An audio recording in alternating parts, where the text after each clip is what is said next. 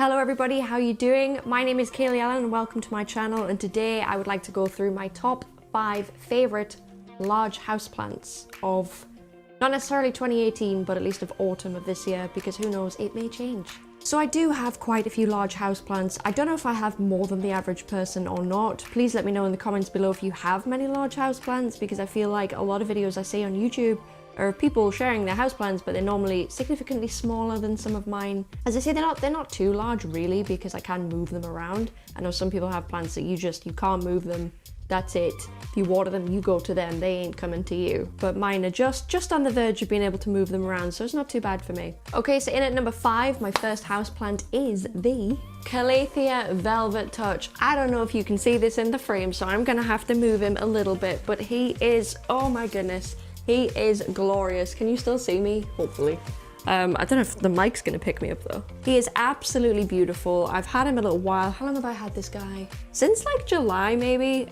He was this big when I got him. I kind of cheated a bit. I got quite a big Calathea. He's absolutely gorgeous. His leaves feel like real velvet, and I'm not kidding. If you ever have an opportunity, if you don't already own this plant, to touch this plant, please do. There's no difference between this and just actual velvet. It's amazing.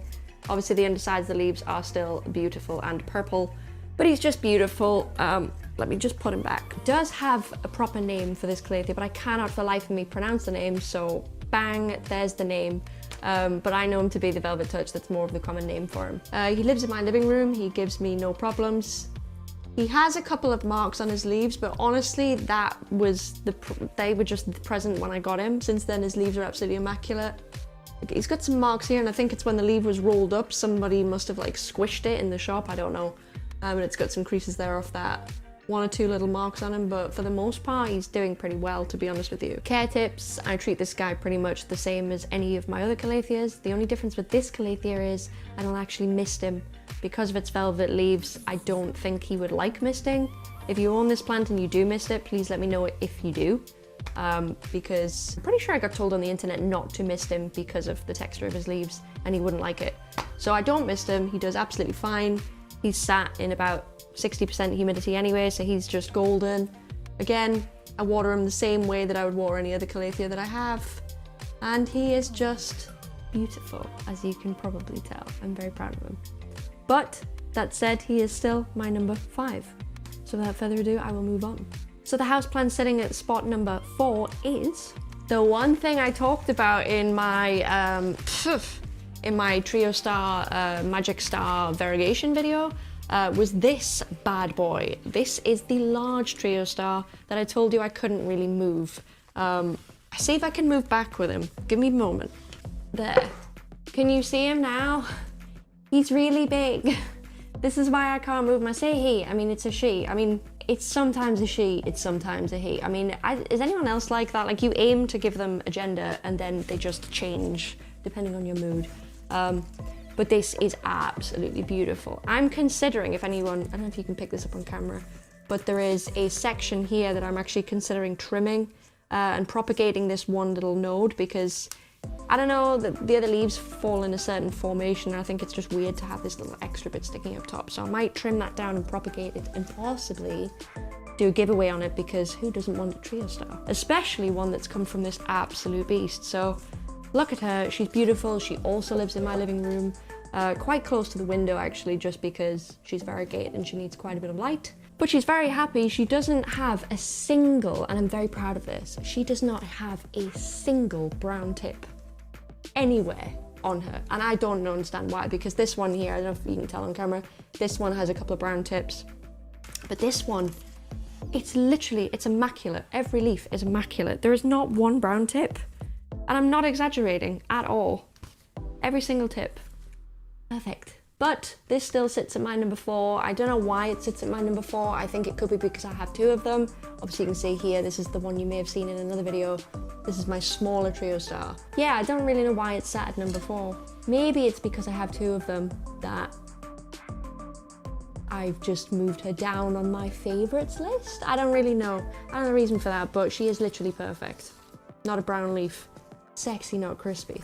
Okay, so let's move on to plant that takes the 3rd place on my list of top houseplants. So if you haven't seen my video on why is your trio star not variegated, this is not a trio star. It may look very, very similar. If I just move this a second to the plant next to it, it looks very, very similar to a Calathea trio star, but it is not. It is the Calathea magic star, and it is number 3 on my list. I don't really know why it's number 3. I think part of the reason is it's just so bushy. I find it to be a lot more luscious and thick than the trio star that I have, or really both of the trio star that I have. I don't know, it's just, it doesn't get a lot of press, I guess, because a lot of time it is mislabeled as a trio star, and it isn't.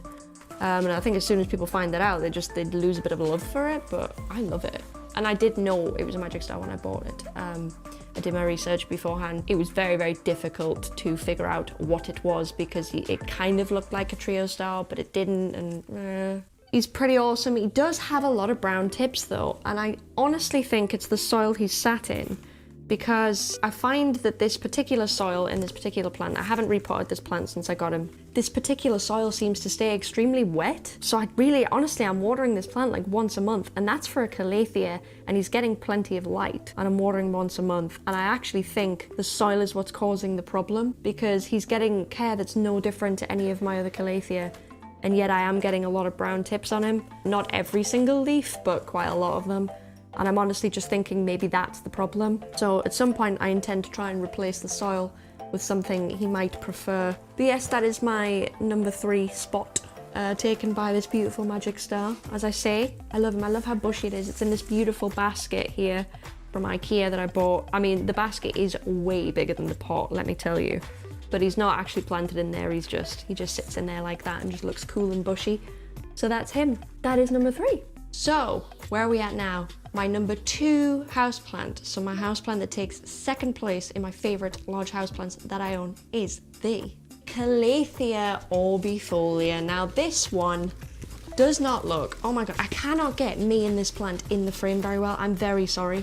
But really it's all about the plant, so, you know, I ain't offended, don't worry. So this plant, as you may see, here. This plant has actually been through the wars a little bit, and honestly this is the most difficult Calathea that I own by a long shot. Like, it's ridiculous how much more difficult this is. I've never really had a problem with brown tips until I went on holiday. I think I went on holiday about a week or 2 weeks before I did the plant tour video on my channel. So a little while ago anyway. And during that time I had someone look after my plants, but they never looked after house plants before, let alone Calathea. I left her some instructions. I left her the moisture probe that I own that I used to water all my plants. She did her best, but I think at some points this hasn't quite been watered as often as it maybe should have been.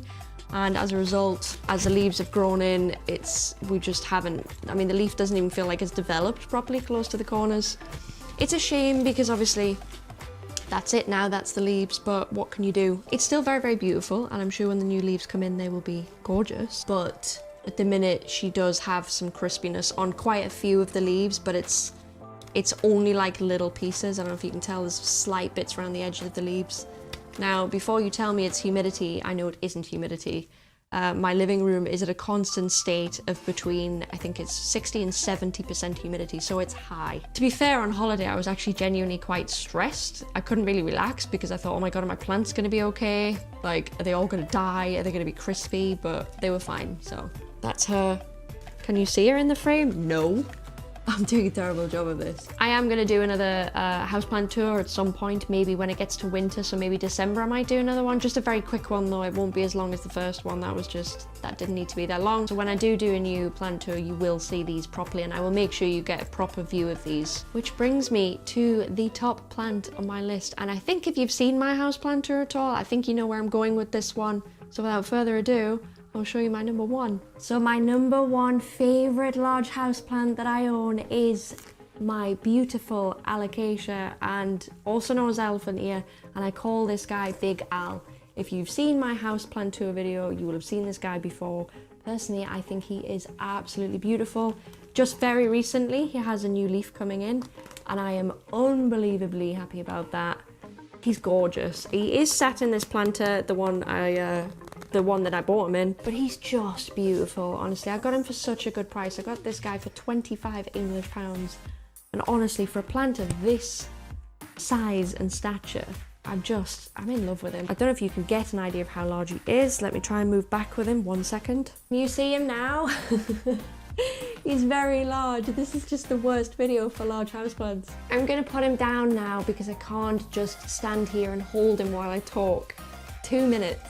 So that was my top 5 favorite large houseplants. As I say, I do think I have a bit of a thing for large houseplants. I don't know what that is. I think for me personally, I like houseplants because I like the lush green type of houseplants, with the exception of my alocasia. But generally I like a plant to fill up a space. I would rather have less plants and have large ones and really like make a statement than have like loads of ones kind of lined up. At the minute I am starting to get smaller houseplants. That said, I've bought, I think, about 4 new houseplants recently, and some of them are very small. So I think that's it for this video. I will leave the names, kind of like a top 5 down below of the houseplants that I've mentioned here. If you'd like to see a care video on any of these plants, please let me know. The only reason I haven't done any care tip videos yet is because I kind of don't know what to start with. Do I start with the trio style? Do I start with an orbifoliate? Like, there's so many different plants that I have.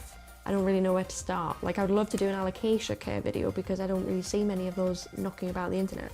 Unless it's the alocasia poly, which everyone seems to own, which I actually don't have. Well, that's it for this video. Thank you very, very much for watching. I hope I didn't go on too long. I hope you got a good view of the plants. I can't tell yet. I haven't edited yet, so I don't know how much of the plants you could see there. Now I have to put all of these houseplants back downstairs, one by one. There's also a link down below to my Instagram, but my Instagram is Let's Wet My Plants for anything plant related. I also have a personal Instagram. If you wish to follow that, you're more than welcome to. I will leave that also down below in the video description. Thanks very much for watching. Have a great day, and I'll see you in the next one. Bye.